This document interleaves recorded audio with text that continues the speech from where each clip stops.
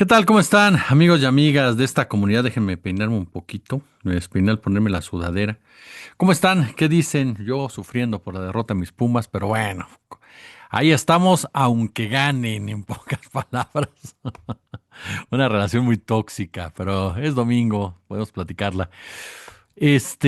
Al ratito, 3:30, no se pierda de verdad el estreno en el canal madre, en el canal original, en el canal uno, como le decimos, ¿no?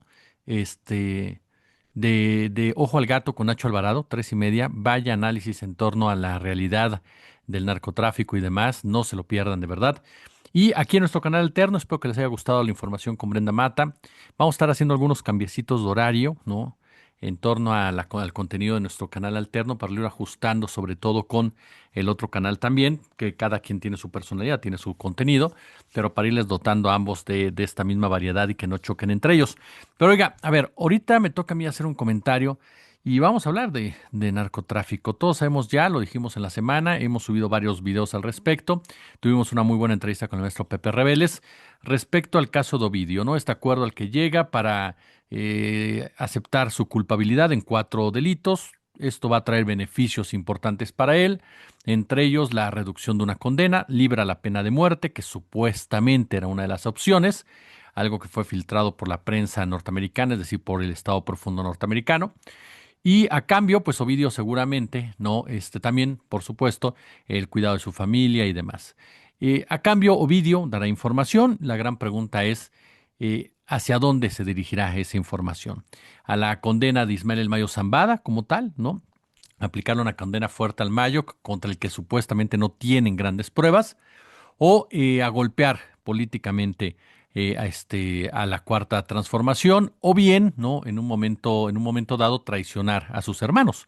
El maestro Reveles puso una apuesta muy interesante que también hace unos días que platiqué con él, aunque me parece que cambió un poco el discurso en otra charla, pero aquí con nosotros, el propio Mike Vigil también nos decía que él lo veía más como un asunto que iba entre narcos, en pocas palabras, y Pepe Reveles también da cuenta de eso. Dice, no veo al gobierno de Estados Unidos realmente con la intención de ir por ningún político, por lo menos no cuando hablamos de combate al narcotráfico. Ya si se quiere utilizar de manera política, pues obviamente ya cambia todo este derrotero, que es lo que desde mi punto de vista va a tratar de suceder. Y esto lo veo, ¿sabe por qué? Y aquí entro ya al tema por esta diatriba de declaraciones de este abogado, ¿no? El abogado Ovidio Guzmán, este señor de nombre Jeffrey Lichtman, ¿no? Un hombre que sería muy interesante, como dice mi tocayo Jesús García, pues que primero nos dijera con qué le pagan los narcos, ¿no? Yo creo que por ahí podríamos empezar para ir conociendo el perfil de este personaje que ha defendido a todos los Guzmán, o sea, y no es barato, me queda claro que no es barato. Entonces mi pregunta es, ¿cómo le pagan? Porque no creo que Ovidio tenga dinero de una papelería, ¿no? O el chapo de sus cosechas. O sea, bueno, sí cosechas, pero no de jitomates. En realidad, y aunque dijeran, pues de tal empresa que es blanca, pues no creo, porque dependería el dinero lavado. Entonces, eso sería interesante saberlo antes de que este hombre se quiera poner como el émulo de la ética, ¿no? Como el mejor ejemplo de la corrección junto con el gobierno de su país, que son los grandes hacedores del narcotráfico. Yo se lo sigo diciendo y me sostengo. El creador del narcotráfico, como lo conocemos en la actualidad, es Estados Unidos. El controlador de la producción, distribución, consumo, violencia y demás es Estados Unidos, y la droga no es solo un asunto de estos aspectos, sino geopolítica y geoeconómica. Pues bien, en ese sentido, Jeffrey Lichtman pues continuó con sus ataques a la presidenta Claudia Sheinbaum, ataques que obviamente han sido ya replicados por la primera mandataria en un principio, ya no le dio juego en la segunda. Ernestina Godoy, la Fiscalía General de la República cuestionaron las primeras declaraciones de Lichtman, ¿no? En las cuales pues dice que era inaceptable que el gobierno mexicano se involucrara en un acuerdo con Ovidio porque el gobierno de Estados Unidos no le tiene confianza. Insisto en lo que les he dicho, esas son ganas de hacerse tontos, como el tío Lolo, porque ellos saben bien todo el circo, pero claro, si no lo promueven, si no lo defienden, si no lo diseñan, pues difícilmente, ¿no? O sea, se quedan sin modus vivendi, esa es la realidad, se quedan sin un arma poderosísima en el terreno de intervencionismo político. Entonces, por supuesto que van a seguir hasta donde tengan que seguir con ese circo, sin importar las consecuencias. Lo lamentable es que de repente nosotros nos traguemos todo lo que viene de aquel lado, ¿no? nos traguemos toda la telenovela completita. Pero a ver, ¿qué ha pasado? Que aquí sí me parece que entramos a un terreno muy pantanoso. De entrada, Lickman dijo que la presidenta actúa más como el brazo de relaciones públicas de una organización de narcotraficantes que como la líder honesta que merece el pueblo de México. De entrada, el señor Lickman no es nadie, y así se lo digo, no es nadie para cuestionar a la presidenta Claudia Sheinbaum. Ya quisiera el señor Lickman el 0.1% de la honestidad de Sheinbaum. Y le reitero lo que le acabo de decir. Primero que nos aclare cómo le pagan los narcos. O sea, un tipo que ha defendido a los narcos estadounidenses, ¿sí? Y que ha defendido a los narcos mexicanos, que considera que son personas inocentes de la violencia brutal que generan en nuestro país, resulta que tiene las cartas credenciales para dar consejos, para cuestionar la honorabilidad de una persona a la cual no se le sabe absolutamente nada por más investigaciones que haya llevado a cabo las agencias de inteligencia de los Estados Unidos. Y no se trata de idolatrar, ni se trata tampoco de endiosar a nadie. Se trata de los hechos. Y los hechos nos hablan de que, por un lado, hay relaciones particularmente complicadas, sospechosas, ¿no? Y por el otro, no hay absolutamente nada. Entonces, sí me parece que el señor Lickman debería de verdad de no escupir al cielo. Pero aquí me llama la atención por qué lo hace, por qué va en el marco precisamente de esa narrativa, de ese discurso que proviene de Estados Unidos desde hace ya varios meses, en donde se quiere a fuerzas vincular a Morena con el narcotráfico, haciéndole creer al pueblo mexicano, sobre todo, ¿no? De que Morena es el único partido vinculado con el narco, de que Morena es el partido que llevó al narcotráfico al poder, en pocas palabras, ¿no? Cuando todos sabemos perfectamente cómo ha operado el narcotráfico en este país. Y no me refiero al Chapo, al Mayo, me refiero a los jefes de jefes, ¿no? Entonces, cuando hemos visto narcogobiernos en pleno, como Felipe Calderón, como Enrique Peña Nieto, como Vicente Fox, cómo han utilizado el narcotráfico para sus intereses políticos en el país, incluso para eliminar a rivales como el cardenal Juan Jesús Posadas Ocampo, y no porque lo haya matado el cártel de Tijuana o el cártel de Sinaloa, sino para justificar ese asesinato proveniente del estado de Carlos Salinas de Gortari, cómo hizo Cedillo precisamente el uso del narco para justificar represiones en varios lugares de este país a través del membrete del cártel de Juárez. Es decir, hemos tenido gobiernos en México verdaderamente ligados a este flagelo y a Estados Unidos no le ha interesado atacarlo. ¿Por qué?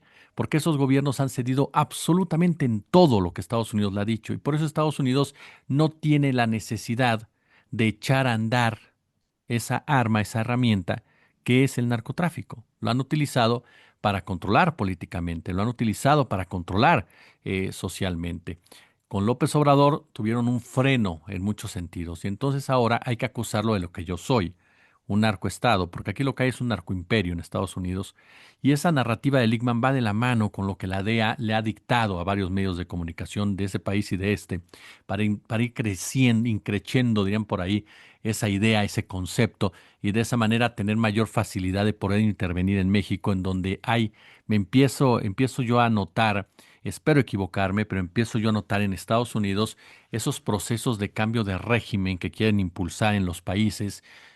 Puedo sonar alarmista, si es así ofrezco una disculpa y de verdad le reitero, espero equivocarme, pero hay muchos aspectos que provenientes del Estado profundo norteamericano que me hacen recordar a otros países que comenzaron a convertirse en una piedra en el zapato para Estados Unidos, gobiernos que no cedieron ante las exigencias y demandas de la Unión Americana, gobiernos que no cedieron su soberanía y que entonces Estados Unidos de una forma u otra comienza a operar, ¿no? Para lograr cambios de régimen que le beneficien a él. No, él sabe que en México eso no es tan sencillo por el enorme apoyo popular que tiene la presidenta Claudia Sheinbaum, pero eso no quiere decir que no lo intente o no quiere decir que no lo esté valorando y lleve de la mano precisamente todo lo que tiene que ver con el mercado de las drogas e incluso hacia la figura, lo hemos dicho en otras ocasiones, del propio Andrés Manuel López Obrador. A mí estas declaraciones de Lickman me llevan precisamente a ese tenor, ¿no? Y me encuentro, por ejemplo, con ya personajes que a través de su discurso en Twitter, por ejemplo, ya convirtieron a Ovidio en su santo, ¿no? Ya convirtieron a Ovidio en un santo, ya es la gran esperanza de la oposición para que pueda realmente, dicen ellos, simbrar a la llamada cuarta transformación. Supongamos, que haya políticos de la 4T en el narco, que yo no lo descarto. Yo solamente meto las manos al fuego, se los he dicho, por López Obrador y Claudia Sheinbaum. Pero supongamos que haya gobernadores que se comprueben, no como dice Simón Levy, sino que se compruebe realmente que están metidos con el narco, que insisto, no lo descarto ni sería tan extraño por toda la dinámica política que ha existido y el vínculo de esta actividad precisamente con dichos intereses. Pues que los castiguen. Así de sencillo, que se les detenga y que se los lleven, punto. Aquí no los queremos, no importan las siglas, pero de ahí a tratar de meterse en las decisiones soberanas, en las decisiones comerciales, en las decisiones que tengan que ver solamente con lo que nos compete a los mexicanos, hay una diferencia muy grande, muy, muy grande. Hay que separarlo bien, porque si de repente cae uno, van a decir, ya ves, no, que no había, no, nadie ha dicho que no hay. Pero lo que no se puede permitir es que ese tipo de situaciones se utilicen para violentar la soberanía, que ese es el punto central en todo ello. Por eso les digo, si hay culpables que se les castigue, nadie los va a defender, pero no podemos pensar que eso nos lleve a abrirle la puerta a Estados Unidos creyendo que Estados Unidos quiere combatir al narco cuando Estados Unidos es el narco. Ujú.